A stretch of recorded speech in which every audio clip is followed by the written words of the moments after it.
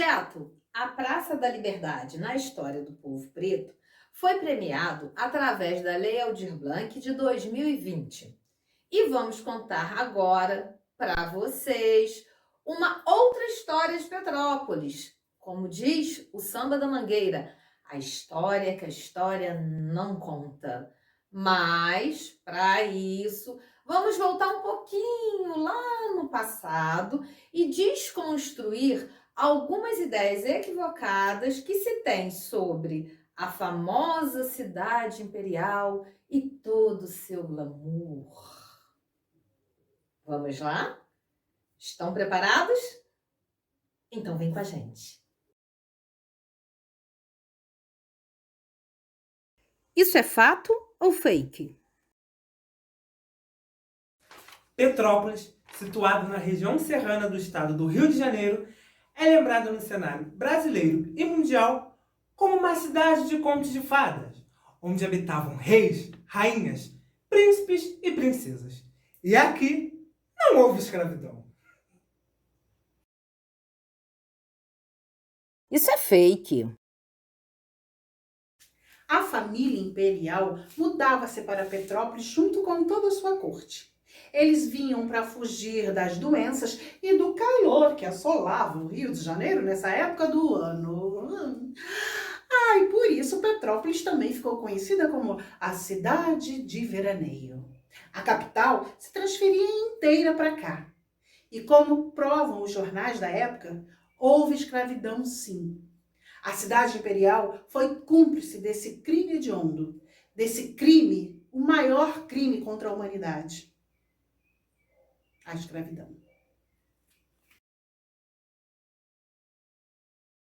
Ama de leite. Aluga-se uma parda escrava, sadia, com muito bom leite. Primeiro parto. Boa conduta. Para informações nessa tipografia. O Mercantil. 12 de maio de 1883. Atenção! Na Rua do Imperador, número 3, empresta-se dinheiro, sobre penhores, de prata, ouro e brilhante. Na mesma casa, compram-se escravos, preferindo-se pretos fortes, ainda que sem ofício. Havendo também para vender uma preta, que lava e cozinha, muito própria para a casa de pouca família. O Paraíba, 17 de junho de 1858.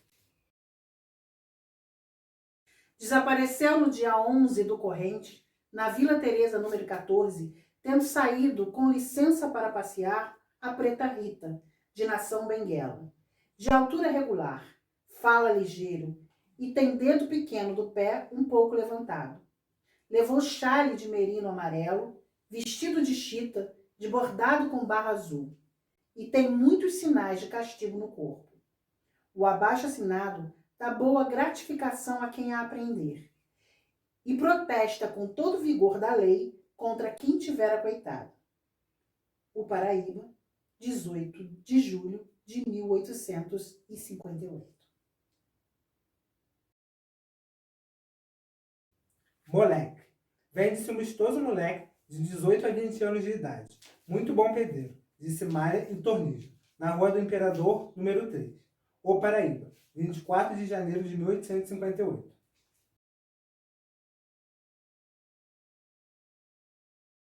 Isso é fato ou fake? Todos os habitantes de Petrópolis são brancos e de origem europeia.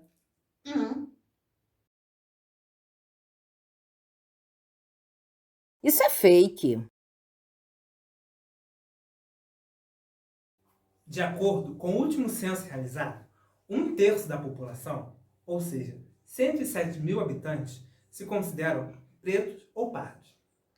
Na verdade, a ideia de que aqui não existe pessoas pretas é totalmente equivocada e faz parte da política de embranquecimento e apagamento da memória e da cultura preta na cidade.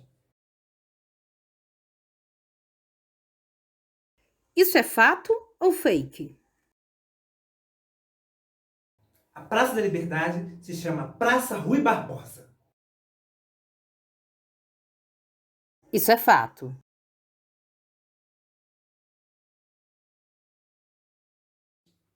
Ela possui 22 mil metros quadrados. É a maior praça de nossa cidade, além de ser um dos mais notáveis pontos de lazer e turismo. Ela fica ali localizada entre as ruas Nelson de Saerpe, Avenida Roberto Silveira, Avenida Keller e a Rua Barão do Amazonas. Um trecho dela é cortado pelo Rio Quitandinha. Recebeu inicialmente o nome de Largo Dom Afonso. Não tinha muita utilidade para o lazer, não. Só que em 1886, o botânico francês Auguste Graziot resolveu projetá-la. Ela foi inaugurada em 1888, com o nome de Praça da Liberdade. No Brasil, existem outras praças com esse mesmo nome, mas nenhuma delas tem a importância histórica que tem a nossa. Então, por que a Praça Rui Barbosa continua a ser chamada pela população como Praça da Liberdade? É porque antes da assinatura da Lei Áurea, os ex-escravizados iam para ali para vender seus quitutes, suas frutas, seus cestos de palha e garantir algum dinheiro para sua sobrevivência. Porque assim como no restante do Brasil, aqui não teve nenhuma indenização e nenhuma reparação para os alforriados. E acaba que eles acabavam tendo que se virar literalmente para garantir a sua sobrevivência. Pois é. Os libertos que vendiam ali no Largo Dom Afonso pegavam parte do dinheiro que arrecadavam com as vendas e colocavam como se fosse uma espécie de caixinha ou uma poupança coletiva para ajudar a comprar a alforria de todos os seus irmãos que ainda estavam em cativeiro.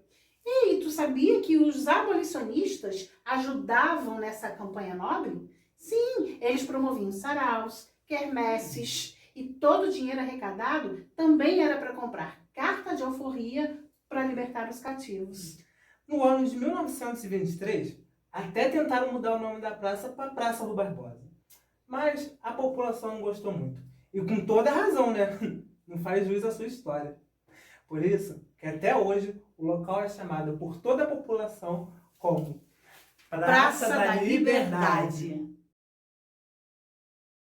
Isso é fato ou fake? Já houve um pelourinho em Petrópolis. Lamentavelmente, isso é um fato.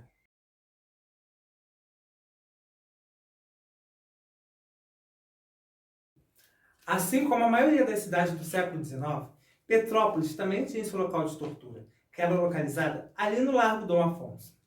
Esse local era feito de madeira e possuía 2 argolas de ferro. Ali se expunha e torturava criminosos e escravos fugitivos que eram recapturados. Observem o pelourinho bem ao centro da foto, próximo onde hoje está localizado o parquinho infantil.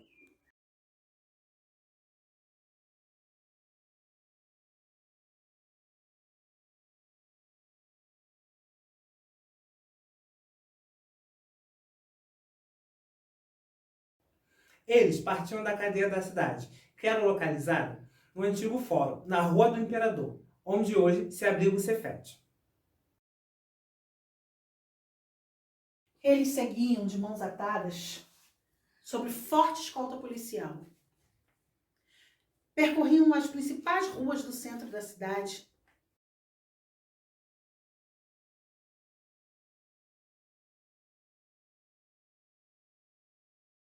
A humilhação. Isso era uma forma de tortura física, mental e moral. Chegando no pelourinho, eles eram açoitados fortemente por seus carrascos, sem dó nem piedade. Depois de todo o castigo, tinham que voltar para a prisão pública, se arrastando como pudessem. Depois da proclamação da República, a população pediu que o pelourinho fosse tirado de onde hoje é a Praça da Liberdade.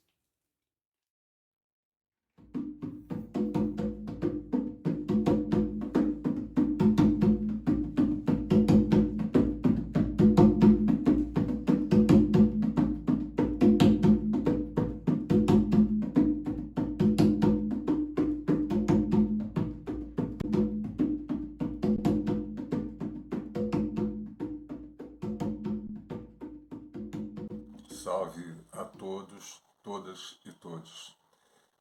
Passo por aqui para falar um pouco sobre Zumbi, né? Eu sou o Denis Cross, artista visual, que fui incumbido de executar o projeto do Zumbi, né? Isso tem alguns anos atrás. Fui procurado na época pelo presidente da Câmara, Paulo Mostrange, e começamos a desenvolver o projeto, né, com a ideia de ser colocado na Praça da Liberdade, porque era o local onde os escravos se reuniam com seus artesanatos para vender e para sobreviver, e também para poder comprar a liberdade de outros, né?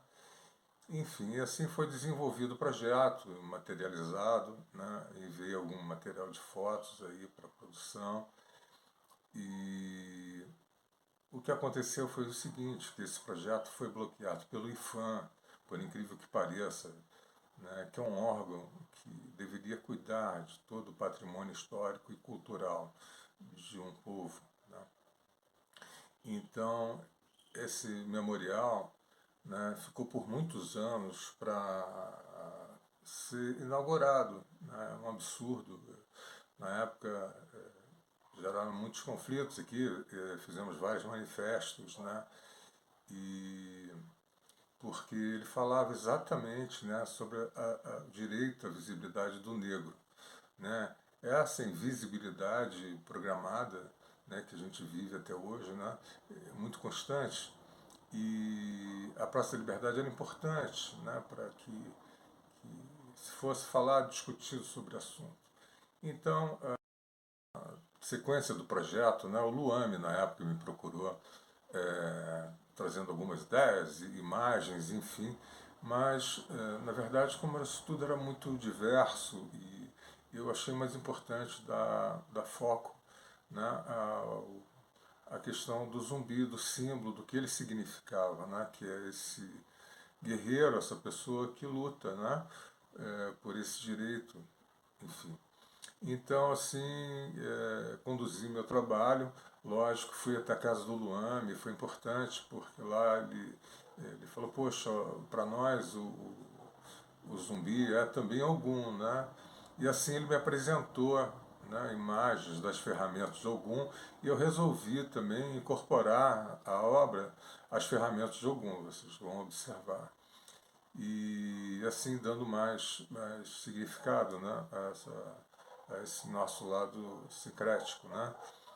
Enfim, e assim caminhou o projeto, quer dizer, com esse bloqueio, fizemos o enterro simbólico do IPHAN, né? Fomos para as praças, universidades, escolas, né? E assim por muitos anos, né? Até que fosse possível levar o Zumbi para a Praça da Liberdade, como desejado. E aconteceu quando quase 10 anos depois, o Mostrange se tornou prefeito, né? Enfim, essa é uma parte da história, mas houveram muitos acontecimentos e é importante sempre o que fica, né? Essa força do guerreiro e da resistência desse povo, né? De todos os afrodescendentes, porque é uma luta que não acabou, está no começo, né? Hoje nós vemos aí em todo mundo, né? Todo mundo, principalmente com o avanço da extrema-direita, né? Enfim, nós aqui vivemos essa celebração da ignorância, né? Todos os dias, né? Que gera mais preconceito, gera mais ódio, né? Mais segregação, enfim. E é uma luta que para muitos anos, então temos que nos preparar para resistir, como sempre. Mas eu acredito que venceremos, né? E em algum momento. O importante é essa união, né? E não desistir da luta. Ok? Fico por aqui. Salve Zumbi!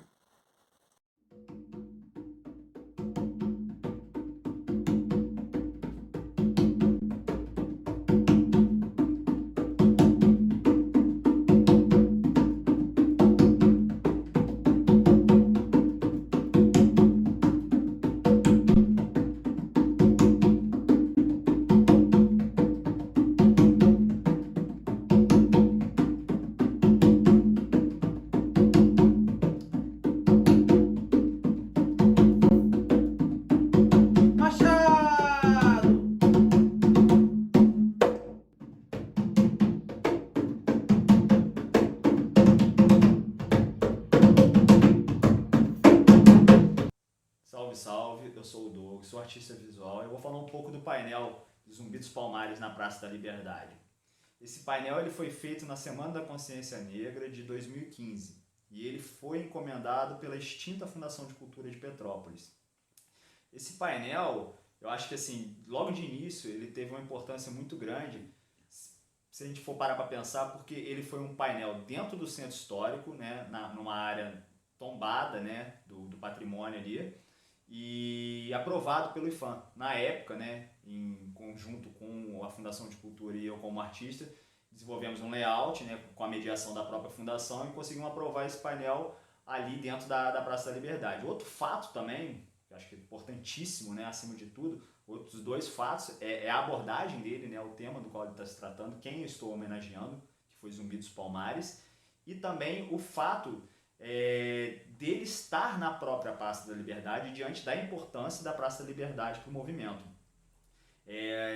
Um grande lance assim, que eu tive, né, de dificuldade para executar esse painel foi na parte de pesquisa. Quando eu comecei a pesquisar sobre zumbi, de início eu vi que eu não consegui muito material. Não consegui muito material porque não existe foto de zumbi, né? Um retrato de fato de zumbi. Existe na realidade um retrato falado. Na época, né, sem dúvida alguma, a fotografia não era algo acessível, muito menos uma fotografia de um líder quilombola. Então, assim, a imagem que a gente sempre vê de zumbi, na realidade, ela é uma imagem ilustrativa, que é essa que a gente mais vê e que foi a que eu utilizei de referência. Obedecer assim, alguns critérios de paleta, né, para também não criar uma discrepância que fizesse uma menção da época. Então, assim, isso eu acho que é legal porque, por mais que a gente esteja, né, dentro da cidade, ali onde ele está tem muito verde. Então, assim, eu acho que é um painel que a gente está acostumado a ver ele direto, mas ao mesmo tempo ele não é algo que se destaca, né, no sentido de cores. Quando a gente pinta na rua, assim, eu acho que uma coisa que é muito legal e tem sempre alguma coisa que marca mais. E eu lembro assim que como ali é, né, um dos únicos mobiliários urbanos na cidade que tem um banheiro público e também tem um acesso à água, é muito frequentado por moradores de rua, pela galera que trabalha ali em volta e tal. Então eu tive muita troca com esse pessoal que está ali sempre na praça. E ao mesmo tempo a gente para pensar que a Praça da Liberdade, em sua volta, tem a classe alta de Petrópolis, você tem ali prédios luxuosos e ao mesmo tempo a praça é frequentada por todos. Então, assim, eu acho que o melhor lugar de fato para a homenagem a zumbi está, entendeu? Então, assim, eu acho que sem dúvida alguma uma homenagem no local certo em Petrópolis.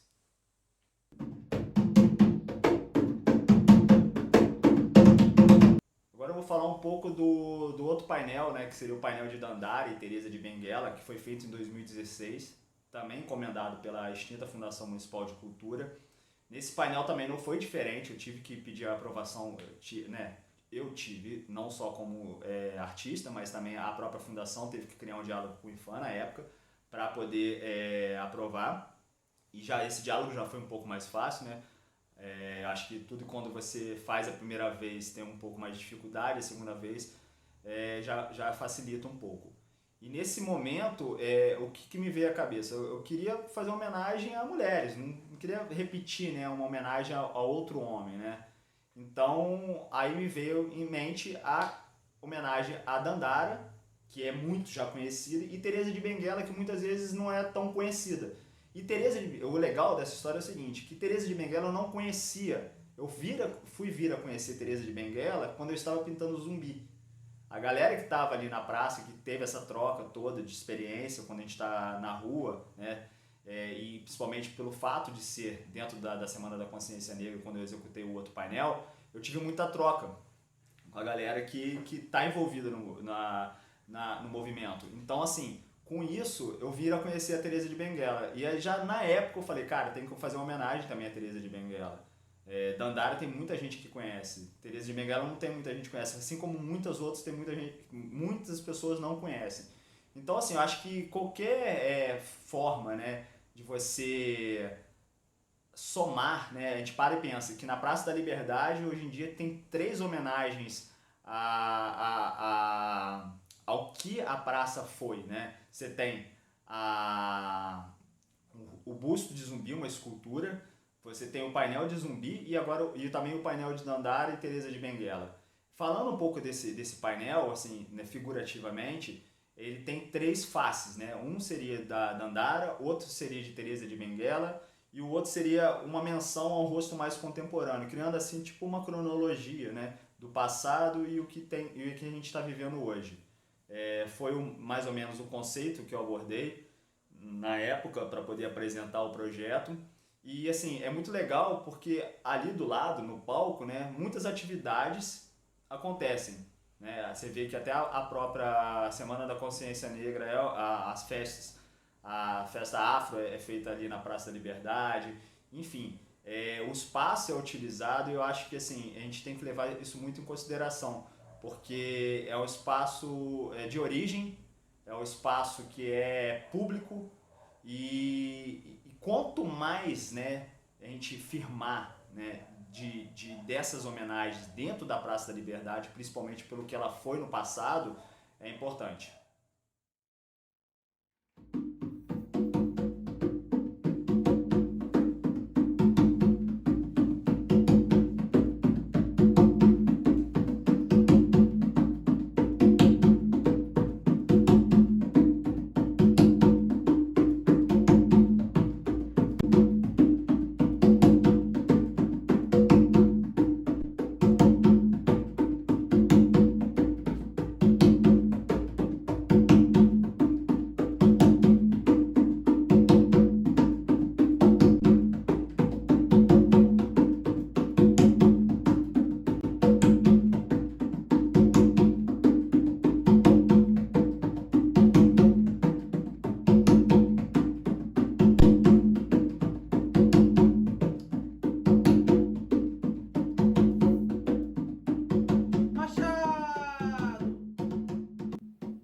É necessário resgatar e manter viva a história do povo preto, que vem sendo apagada há anos, não somente em Petrópolis, mas em todo o Brasil.